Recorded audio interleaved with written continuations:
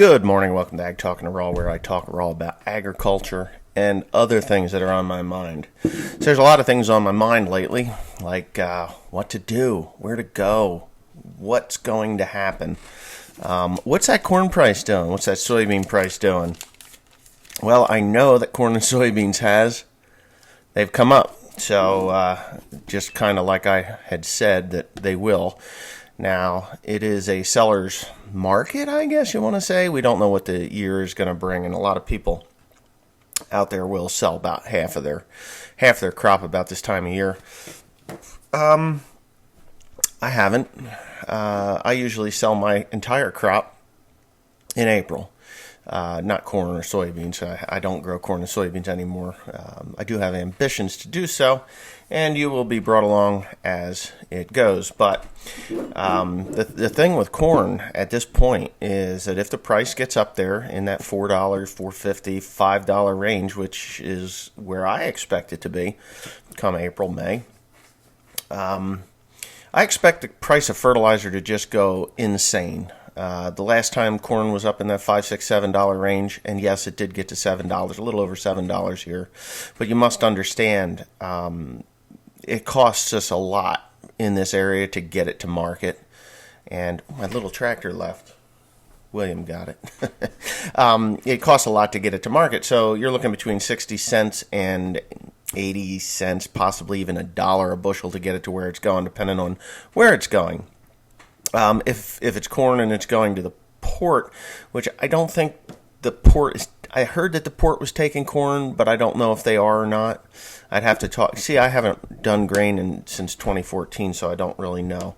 I know that the soybeans were going out of the port of Elizabeth here pretty every day. You know, they were just every day. They're filling containers, shipping it to China, and that's where it was going. Now, whether it slowed a little during the tariff war that was going on, I don't know, but I'm pretty sure right now today, if I wanted to get soybeans and get them into a container at the Port of Elizabeth, it would just happen. It would be no problem. You go fill them up because they're taken.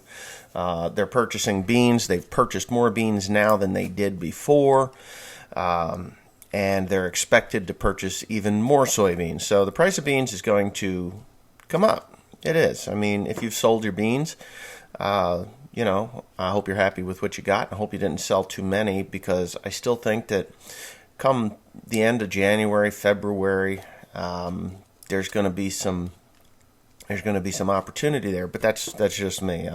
And naturally, as soybeans are in, the price of beans continue to climb, the corn will follow. It's just what I fear is that the fertilizer price is going to kill any of the market growth with corn, because they just love to gouge you for fertilizer and herbicides. Now you can get away with Roundup Ready and stuff like that. That's cheap enough. They don't you can buy generics. Generics work well. Just add a little surfactants and some other accelerators like ammonium sulfate and things like that to the mix, and you can get it to work quite well versus the name brand Monsanto products.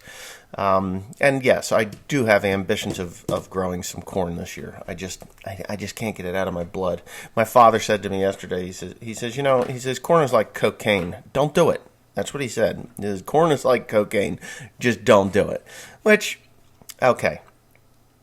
I don't think cocaine is physically addicting. I just think it's mentally addicting.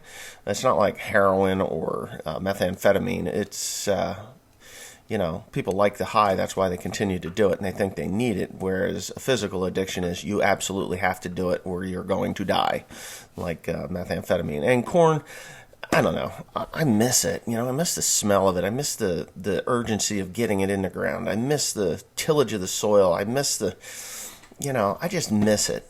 I miss it. I love walking through a cornfield. Now, I spent money last year to get ready to grow corn. I even bought a corn planter. And on the One Lonely Farmer channel, I showed my little 4-row corn planter, and I said that I would sell it for like $2,000. Well, I'm going to change my mind on that, because $2,000, there's parts on that thing that I can't touch for $2,000. So I don't know. It is a 4-row wide 7,000. It's a standard. It's a standard corn planter, but I had welded a weight bracket to it to make it a conservation tillage or a no-till corn planter, and it does have the heavy-duty down pressure springs, and of course the box extensions. And it no-tills very, very well. That's not a problem. But the bits and the pieces that are on there, I'm gonna renege on that price, unless I could think about what I want for it, because it is pretty near. I think I had that thing ready to go to the field when I parked it there.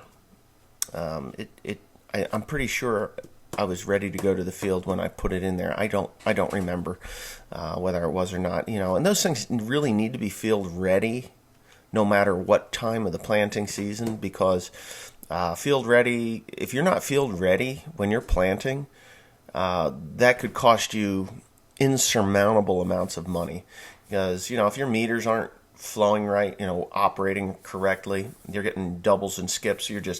Every time you get a double, you're hurting your yield. Every time you're getting a skip, you're hurting your yield, unless you use a full flex ear, which used to be the standard to use, was a full flex ear, but now they're talking going back to a fixed ear. Fixed ear. What do you do? One time it's this, the next time it's that. Up your populations, lower your populations, lower populations for full flex ears, up your populations for fixed ears. The old standard was 3/4 of a pound per ear, per ear of corn in the row. Probably still is the same, and just get your populations up. I think we were planting 32,000 plant population. And that generally worked really well for us. We could get anywhere from, if the weather was correct and the soil was right, you could get anywhere from 130 to 230 bushels to the acre. The best I ever did in swamp soil at home, and I'm not saying this is every year, because believe me, it's not every year, is we had 221 average bushels over a 40-acre farm. It was just 40 acres, 221 bushels over a 40-acre farm. And that was the field where the corn thief was stealing from me back in the day. I would put corn back in there. That, traditionally, that farm had done really well over the years. The deer population there has depleted. I don't see the deer there like we used to for multiple reasons. Nobody grows grain in that area, and but I've got grass there, and the hay looks really, really good. But I don't know. I know where I'm going to put corn if I put it. I'm going to put it at home, and I'm going to put it at my other grandparents' place, and that will give me somewhere around 200 acres of corn. Doesn't sound like a lot, right? Well, 200 acres of corn, if I get 150 bushel yield, which is pretty easy for me to do that now with the modern varieties and the modern varieties and all that, and plus the fodder that I would be baling off of there. So why is that doing that? I keep getting anyway, 150 bushels to the acre would be pretty simple, and that's 30,000 bushels of dry corn if I could get that. But I know my grandparents' farm, that was always wicked. It was hard to not get 170 bushels to the acre on there. I grew corn there before, years and years ago, like 20 years ago, almost 20 years ago. Last I grew corn there was 2002. Corn and soybeans there, 2002. And then I got, evicted, because I'm a bad boy. But that's okay, it is what it is. So other things that are on the menu. And I want to ask some questions to anybody who has one of these machines. I need to get a hold of Warren, Western Truck and Tractor. I saw he did a 6170R John Deere tractor. Somebody had idled it a lot. I'm looking at a 6210R. I saw someone, and my better judgment, I didn't listen to my better judgment, and I went over to the Farming Life's channel because someone said that he was selling his farm to buy a bigger farm. Well, I saw his little, what was that, a 4255 or 4250 or 4255 John Deere tractor that still sits down there at Deere Country in Lancaster. I was there yesterday. But I saw that there was a 6210R with a H380 loader, or 380H, H380 loader there. My father's shoulder, back in 2008, we were still milking cows, and he picked up a newborn calf, and the calf kicked when he grabbed it by the leg, and it pulled his rotor cuff, just tore everything loose. And he had it repaired, but they couldn't repair it correctly, and I think it's tore loose again. I don't know, but his shoulder is just not working those cable levers very well. And he's been complaining. He hates the Westendorf loader because it's hard on his shoulder. The thing is up here, really kind of high. If it's down low, he doesn't have a problem with it because his arm can rest on the seat. But with that loader, he's constantly picking up, moving the lever, going up like this, and it's hard on his arm. So when I went to the Farming Life's channel and I looked at the one video, I don't know which one it was. I think it was, I don't even know. But anyways, he had showed a baler, or the baler, and the this 6210R. He's like, oh, if anybody's interested, there's a 6210R here. And I thought, well, you know what? I'm going to go look at this tractor. And I did. I looked at it yesterday. It's an IVT with front suspension, cab suspension. It has like 2,200 hours. And the price seems fair. Now, it came off of a dairy, or I would say a dairy, or it came off of someone who was dealing with a lot of shit, because the inside of that tractor stinks. I mean, it smells like a pig took a dump in there. I mean, it's pretty bad. It's smelly in there. It's dirty in there, which I don't mind. You know, we get in there. Me and Teresa can clean it, you know, and get it cleaned out. I don't like the tires that are on it. It has duals on it, which are not going to work for me. Yeah, so that was the one good thing that ever came out of the Farming Life's channel, is that I saw that tractor was big enough. But I want to know if anybody owns a 6210R and what they think of them. I'm thinking that if I get this thing, that I'm going to do an EGR delete, and I'm going to remove that DPF. Get that thing the hell off of there, because those engines will last 20,000 hours or more if they're allowed to breathe. And what scares me is I actually saw Warren work on a 6170R. Oh my God. Not that I couldn't do it, but what a nightmare. You can't, to do an overhaul on that tractor, you actually have to pull the motor. I believe you have to pull the motor. I don't know. Warren pulled the motor, and I was like, God, why'd he pull that engine? Because he claimed he couldn't get the pan off. Well, I think the pan could come off if you drop the PTO, but that, because it has the front suspension, it may be less difficult to pull the engine than it is to just drop that power takeoff shaft, or that drive shaft off the front axle. It may be. I don't know. I'm going to climb under my 7530 and take a look, because, that kind of scares me. The EGR stuff, if you're not running those tractors hard and heavy, they do plug the DPF. And the diesel particulate filters, it'll plug those things up, restrict the flow, and you'll cook pistons. You'll cook them. You'll cook those engines. It's kind of shitty that they do that. But as loader work, though, this tractor has actually had something heavy hooked to the drawbar, so I'm not concerned that the DPF is plugged. But you don't know, because when you're doing loader work, you're really not running that thing wide open. You're running it, 15 to 2,000, 1,800 RPMs. My father's terrible about running the engine up high enough in the 7410. So when, like my dad, he's set in his ways, man. When you're running a loader, you only run it at 1,200 RPMs, and then you work the transmission or whatever. I personally use the foot pedal a lot, and I use, like on the 8120, it's running 1800, 2000 RPMs because now I have to wonder, why in the hell is my phone kicking on and off? But anyway, Teresa, you messing with my phone?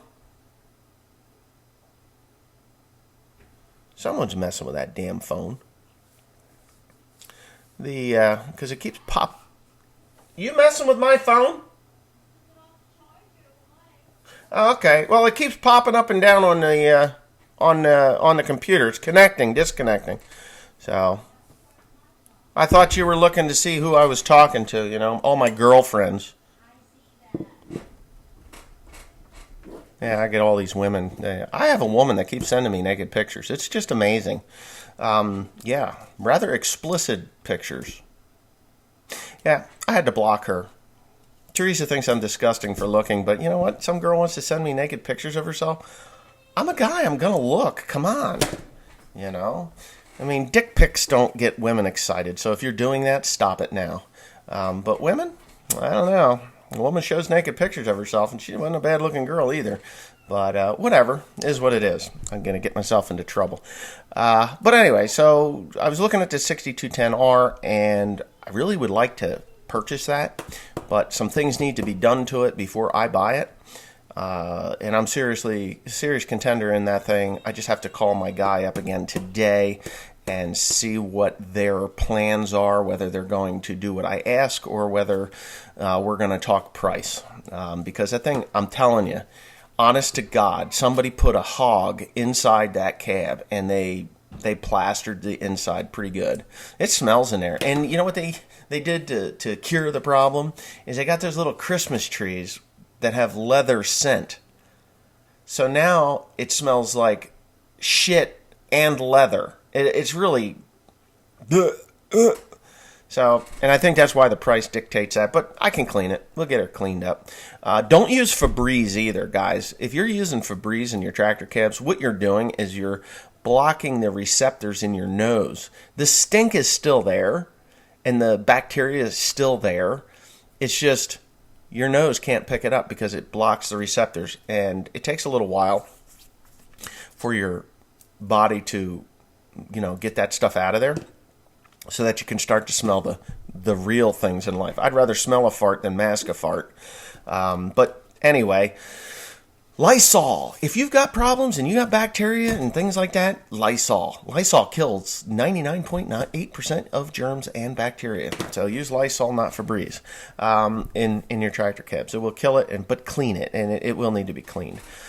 So yeah, I just really need to know whether I'm buying a tractor that is going to go the distance or whether I need to get a hold of a diesel shop and have them do the EGR or get the equipment to do the EGR deletes and get them to hook up and actually delete the EGR. That DPF, I would love for that thing to disappear. I don't know if they do or not, but the key to those is to run it like you stole it. So anyway, that's that. What else can I talk about here? Yeah, we could talk about family a little bit.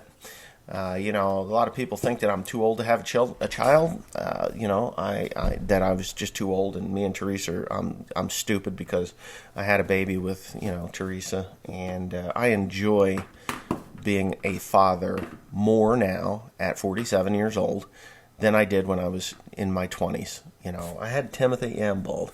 I had Timothy when I was 20. What was I, 21? Not quite 22. I turned 22 in July of that year. So he was born in April. I was 21, almost 22 years old at that time. Some people say that that's pretty young.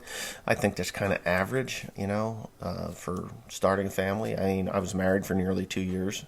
Was it 2 years? I got married in 91. He was born in 94. So, yeah, October of 91. So just say 92, 93, 94. It was like 2 years.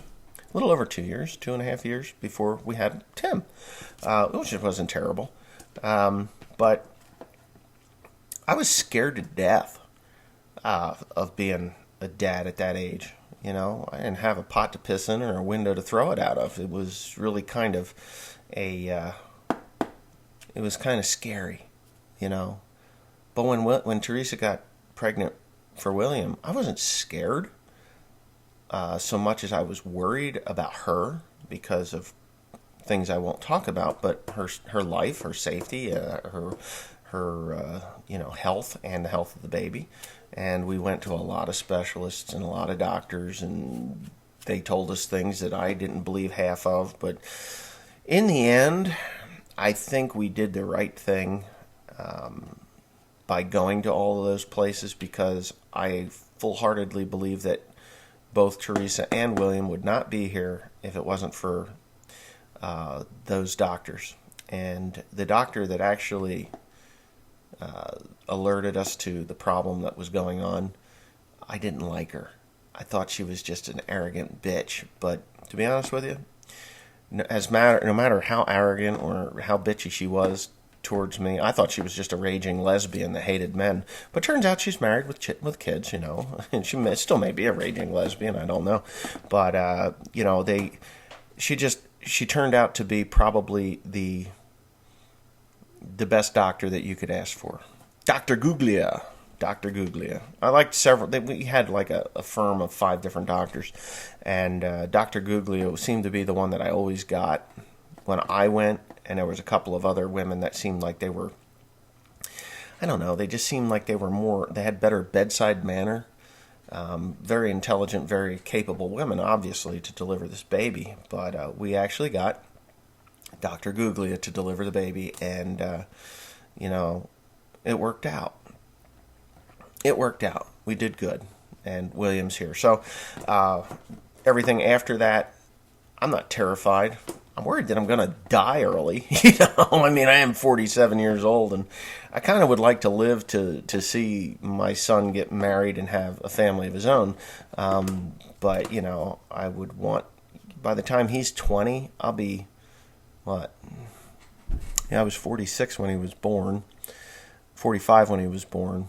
I turned 46 shortly thereafter. No, I just turned 46. He was born in August.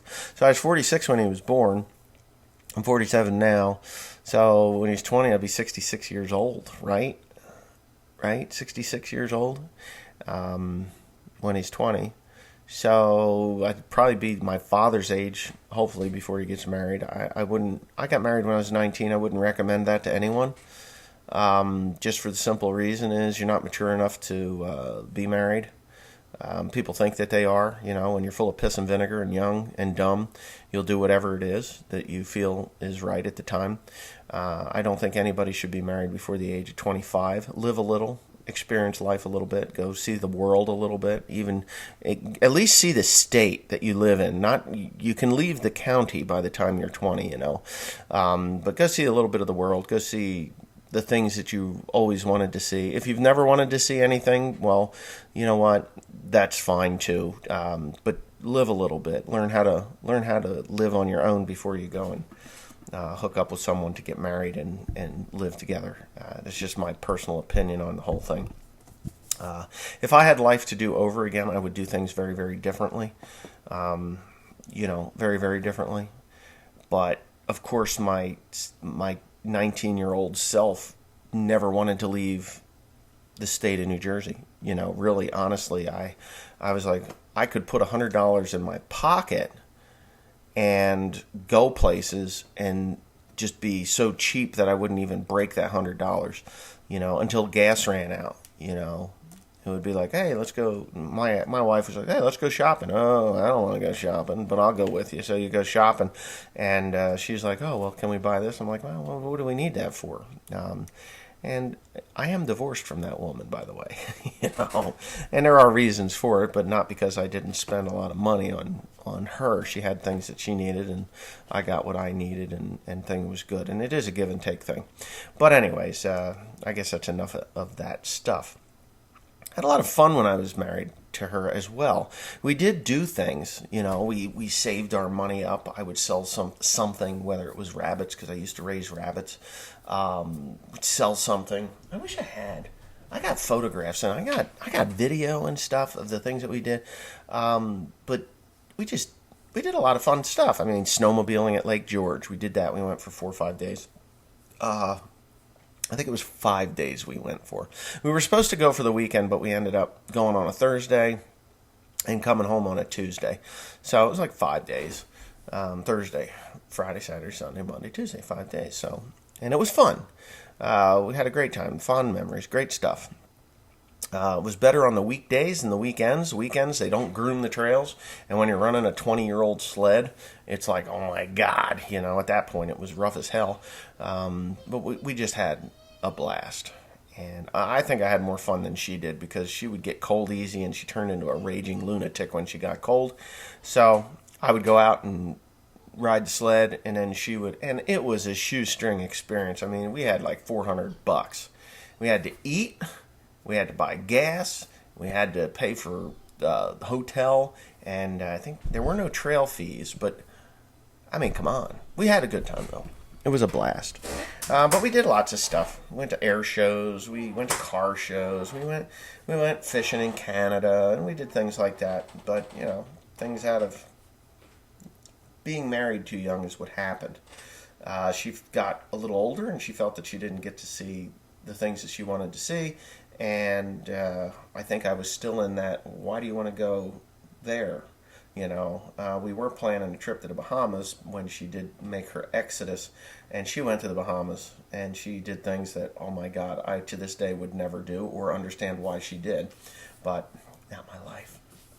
So I got a good life now, and me and Teresa get to go and do things that I would never have done at age 30, age 20, age 19. That's why I say, don't get married at 19. Don't get married at 20. Don't get married until you're like 25 to 27. Men don't fully mature until they're 27 years old. You haven't heard this before. If you haven't heard this before, it's the truth. At 25, 26 years old, you're like, hey, you know what? I'm tired of living in my mom and dad's basement. Time to get the shit show on the road. There's a lot of men that are like that. And then there's a lot of people that think they got it all figured out and ready to rock and roll at age 21 or 22 when they graduate college. And then they get into a job and they're like, this fucking sucks. What was I thinking when I was 17 or 18 years old talking to that guidance counselor? Now I'm stuck with $150,000 worth of debt and I don't even know what I really want to do. Or, and that happens all day, every day.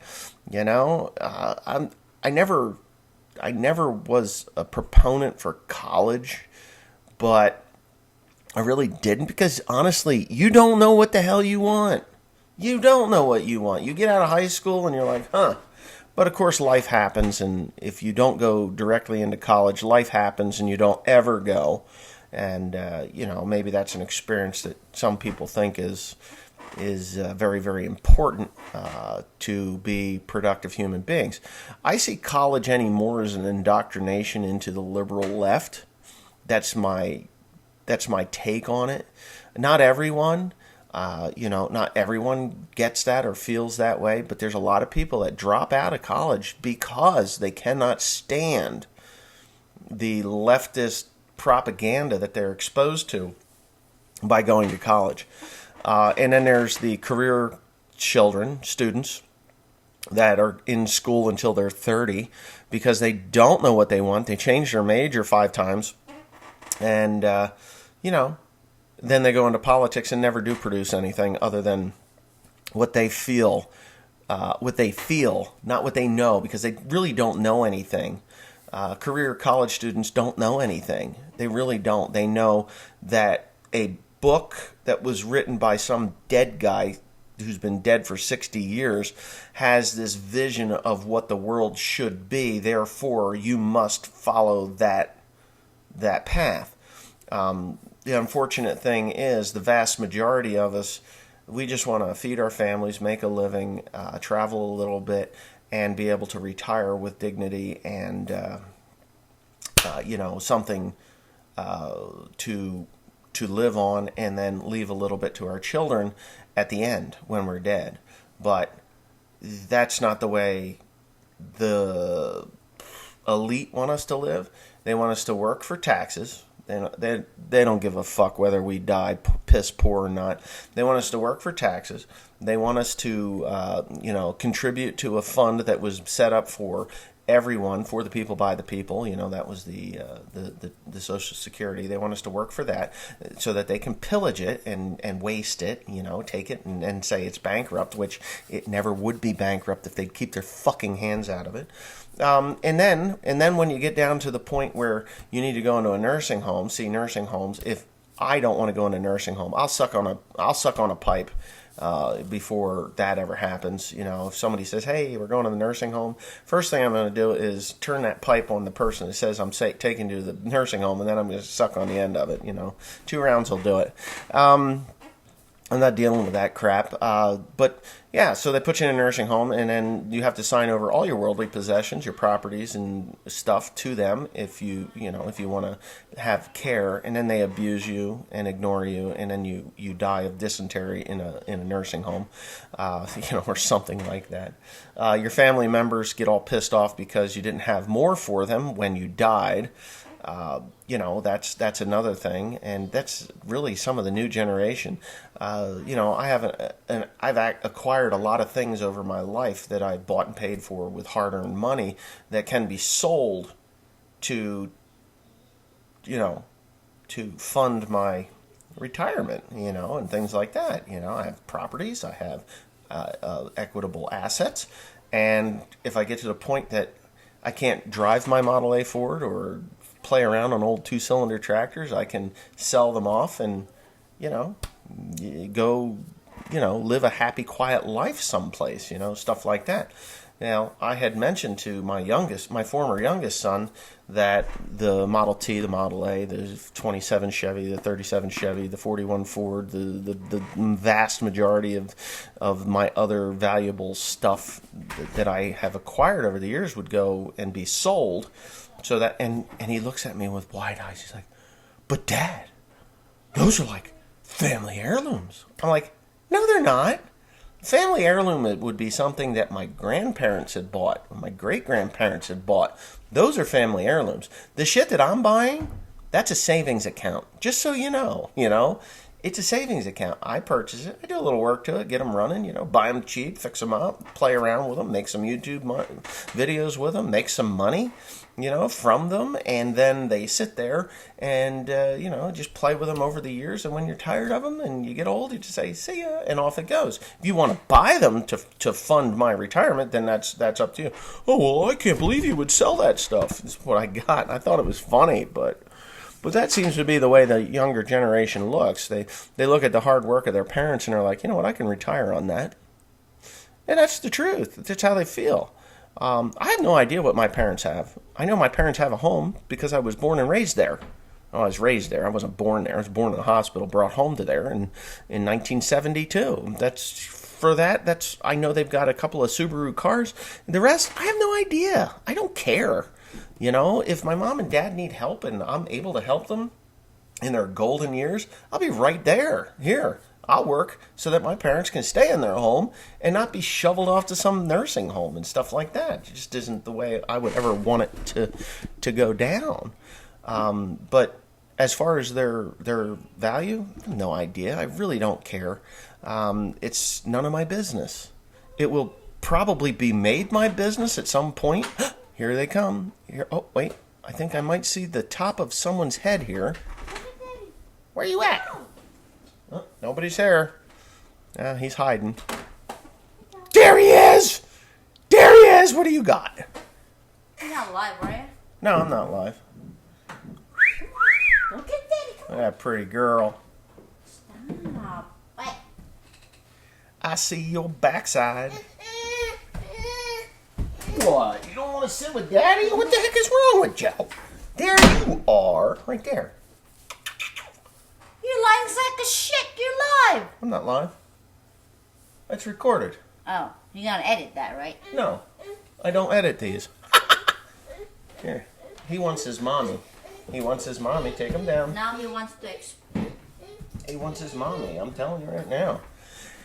Anyway. Look at your butt. Stinky butt. No, he's smiling all the way down the stairs. Of course you'll forget. That kid is pretty smart. He plans stuff. Do you plan stuff, Neil? But Anyway, so I know there's a lot of people out there that want me and Teresa to have another child. They've said, "Hey, when are you going to have another one?" Not happening. You see, my wife almost died having William.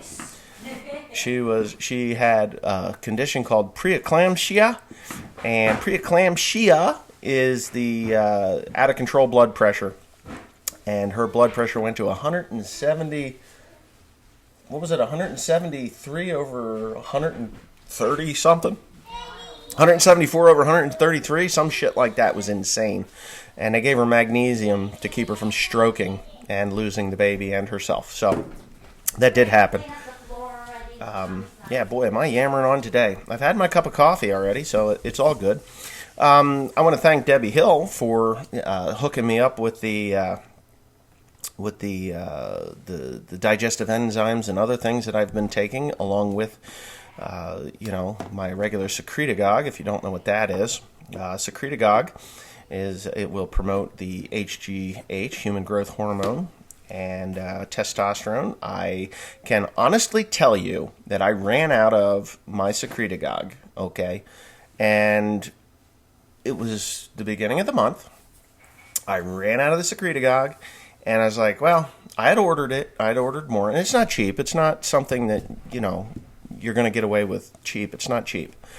But I really did notice a major difference when I first started to take it. And then I was like, you become like, well, is it really doing anything? I take this stuff every morning. It's a nice fruity drink, you drink it, and it's not fruity, but yeah, I guess it is fruity. It's kind of like cranberry flavor, I guess. It's a little tart and sweet, and you use a scoop and like 8 or 12 ounces of water. I use 8 ounces because it tastes better. Actually, I use 12 ounces, but anyways, whatever. So I ran out, and I didn't take it for a while, like until 3 days ago. And I'm like, man, God, I thought, man, this Lyme disease is really kicking my ass. And it was. I mean, it was. I had been taking the doxycycline for that week. And so I called her up and I'm like, man, I feel miserable. Just absolutely. I just want to feel better. I don't like feeling bad. So I called her up and she's like, oh, Wesley, you've got to, Debbie's my IT girl, and me and her need to really get together and tear down my OLF website and get it all updated with hats like this and things like that, because there's just a lot of stuff that needs to be done. And I've been so busy with other things, I haven't had a chance to do what I want to do. But, yeah, we're going to do it. But anyway, so she's like, here, take this right now. And she gives me this pill, and it's digestive. It's probiotics. And the probiotics, I bought them. I told her to just order me that, and then order me these, and order me the other things. And it's not cheap. I'm just telling you right now. But your health is valuable. So, yes, it takes money to buy these things, but your health is more important than that money. And if you're not feeling good, you're just going to continue to go downhill. And if you ever noticed the correlation of not feeling good to not eating well, it's like, oh, I'm just too lazy to cook, Instead of cooking like some real chicken or something, you'll go and you'll find some kind of crap to eat. Like, I just don't feel like cooking. I don't feel like this. And my wife is wonderful about cooking and stuff, but I found myself like just so blah. I didn't even want to eat. It was just terrible. So anyways, I take the little digestive enzymes, or not digestive enzymes, probiotic, which are digestive enzymes, just in a very high level of them. And then I took the little packet of stuff, and I poured it in my drink, and I drank that. And then the next morning, I took the secretagogue. I'm like back. I'm like, okay, so I still have this very sensitive elbow here. Both of them. If I touch this I can do that. Ow. No, I can't. If I would touch that before, it was like excruciating pain. It's not too bad now. That's from the Lyme disease. It has caused joint pain like no tomorrow. Actually, feverish joint pain, which I really hate. But anyways, no, it's like I stopped the doxycycline. I started taking the secretagogue and the digestive enzymes, and which has a packet. There's 4 different things in there, and I'm waiting on the pill, the probiotic. Boy, that little boy is wailing. He's getting spoiled. He's teething and he's cranky and he's just. That's the one part about being a dad that I hate is when they're teething. You can't please these little shits. I mean, they'll chew on this, a clicker. They'll chew on anything just to make their gums feel better. You give them a teething toy that's, I don't want this, and they throw it. But you know what? Maybe when I was 25, I would have got upset about it, but I didn't. I don't. Anymore, it's just like, well, whatever. He'll get over it. When he throws himself on the floor and bangs his head, drives my wife nuts. Drives Teresa absolutely off the charts crazy. Oh, my God, you're going to hurt your head. So she's feeling his head last night for flat spots. She's like, am I just crazy, or does he have a flat spot? I'm like, sweetheart, you're crazy. It's okay. If he mashed his head flat, it would take a hell of a lot more than him flopping on the ground and banging his head. So he does that just to drive her nuts. I don't care. You want to flop on the floor and bang your head? You're feeling the pain, not me. And I'm not picking you up because you hurt yourself. Stop hurting yourself, and I'll hold you. So, but it's just totally different. Years ago, it probably would have flipped me out too, but it doesn't. This shit doesn't bother me. So anyways, back to the digestive enzymes and stuff. I feel good. This is how bad it was, and I didn't really want to tell anybody how bad it was. But because of the Lyme disease, everything, you see how my hand is kind of like, as I move it, it's kind of blurry? That's how I was seeing stuff. Driving, and you hit a bump, everything would just kind of do this. It's like, what the hell? So for 4 or 5, well, let's see. Christmas, the day after Christmas, that's when this was really, it started before Christmas, but I got through Christmas. But this, it's enough to drive you nuts. It's like, oh my God, what the hell is going on with me here? But that's gone. I don't have that. I guess they would call it vertigo, but it's not vertigo. I've had that. That's an equilibrium thing, so everything's kind of going like this. But anyway, so that's gone. I have stopped taking the doxycycline. This is day 2 without it, completely without it. I haven't taken any of the digestive enzymes in the mineral packs or the mineral. It's all in that packet. I'll show it to you sometime. And then the secretagogue. So when I do that, I got to drink like. Oh, and then there's this pill. It looks like a Kevorkian suicide pill. It's got 2 capsules. It's 1 capsule with a capsule inside, and there's this kind of oil on it. I'll show it to you sometime. I ordered that too, and that's for anti-inflammatory. That's supposed to help with the joints. And I really want to, once you get that inflammation out of there, the spirochetes will leave. They like inflammation. They like to piss things off, but when they can't, they'll just leave. And then they come out to the surface where I can kill them in 2 weeks, which will be great. I can't wait for that. Another kill off like that, it's painful, but I'll do it. But anyways, I guess that's enough about my health. If you're worried about buying stuff for your health, I mean, stop the drinking, stop the smoking, lay off the soda. Soda is really bad for you. Soda is really, really bad for you. If you don't understand, and now, believe me, I'll drink a soda once in a while. As a matter of fact, there's 4 bottles of Coca-Cola because we're having a party tonight or tomorrow. Teresa does the Happy New Year's party. Very important for the Filipinos. They just love to set off fireworks and shit. Look it up on YouTube. You want to see a fireworks display for New Year's? Go to YouTube and write Manila fireworks. Crazy. I mean, insanity. You could not get away with that here in the United States. No way, no how. Down the streets, things exploding at building level. It's just nuts. And nobody seems to die.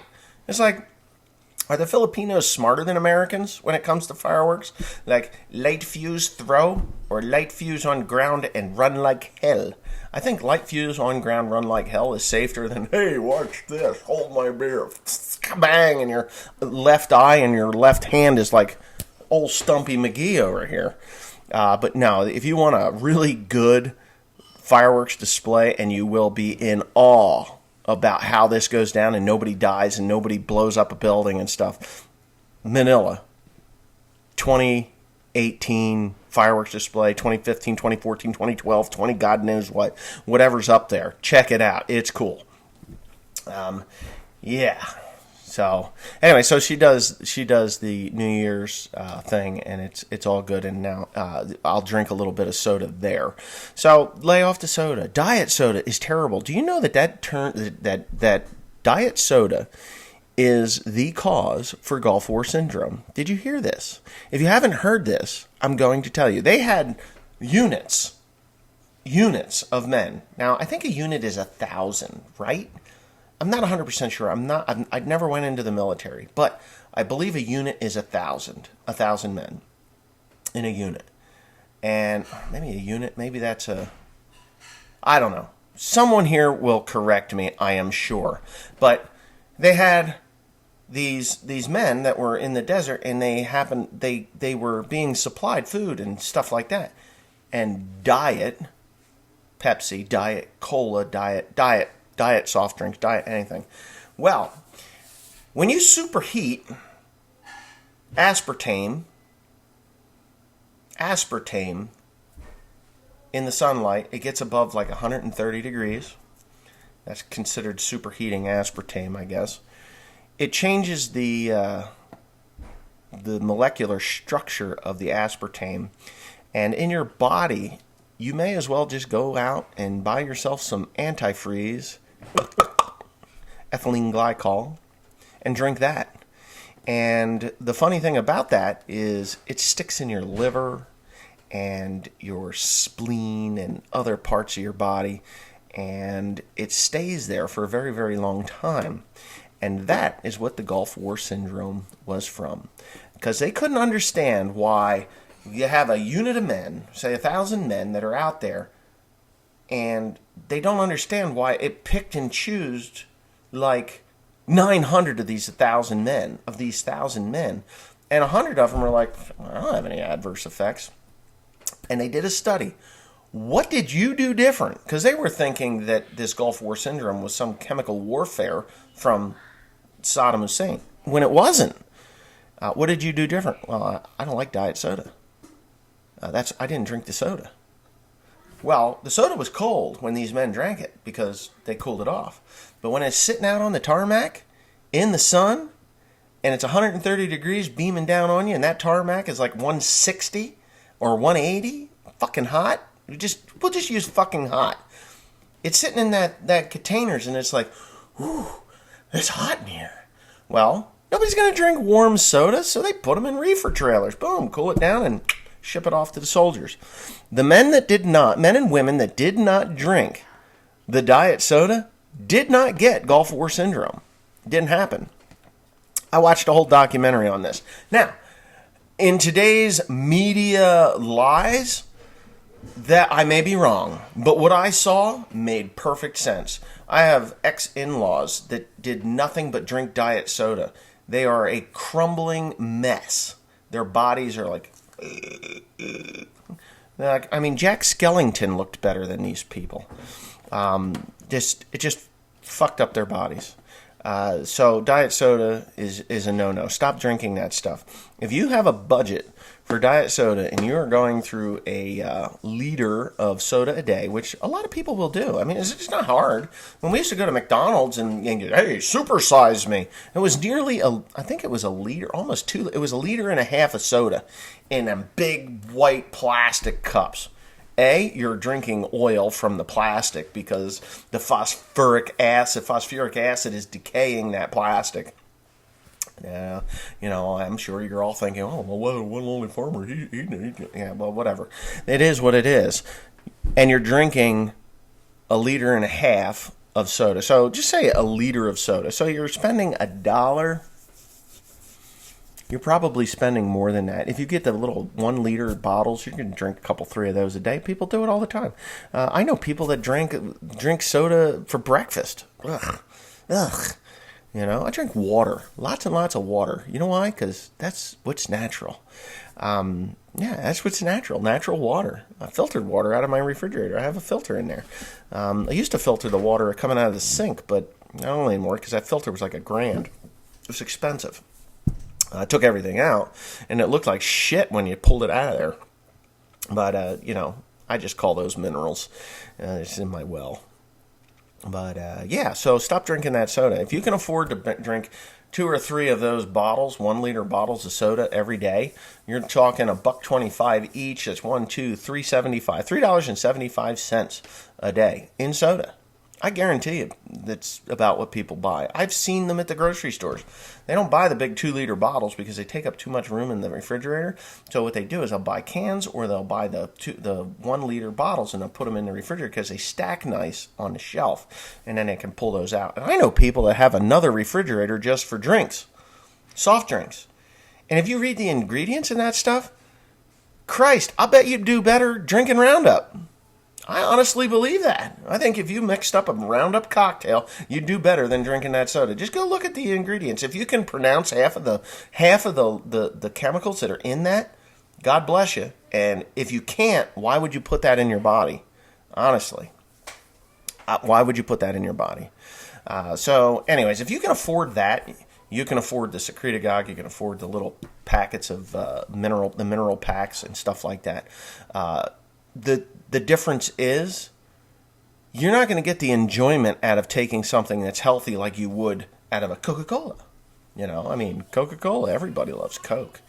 Diet Coke, Diet Pepsi, Coke Zero, Pepsi Zero, or whatever the hell it is, the 0-calorie ones. Just think about this. The money that you spend for that little bit of enjoyment will ruin your life when you're 65, 70 years old and your body just can't handle anything.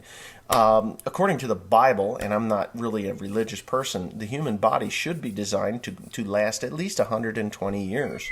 At least 120 years. I'm not going to last that long. I don't want to. Unless I'm perfectly healthy and I just drop over one day. But the manner in which we reach our death is very important to me. It's like that old Shel Stevens song, we're still going to die, and you can do the healthy thing, but you're still going to die. I mean, not for nothing. We're not getting out of this life alive. We're done. Our bodies will deteriorate and decay, and we won't be able to get out of our own way, by the time we're old. But the manner in which your body gets to that point is very important to me. Anyway, my body. I don't want to. I mean, I've got problems. I got knee issues that I've had because I was stupid when I was a kid. And did dumb stuff, jumping out of rafters and tearing up my knees and just like, oh, I don't care, I'm 16, I can do anything. Well, that shit comes back to haunt you. And when you gain weight, uncontrollable weight gain because you're drinking this sugary shit, which will cause diabetes, type 1, type 2, type 3, hypoglycemia at best, and you just don't know why, and you're eating white bread like there's no freaking tomorrow when there's a healthier option, but the healthier option is $2 more. The healthier option, $2 today, is not that bad when your health is shit and the insulin that you take is costing you $600 to $800 a month. You're not going to eat $600 to $800 worth of healthier alternatives in your life. Just knock out the shit, buy something a little better, live better longer. Live better longer. I guess that would be the way to put it.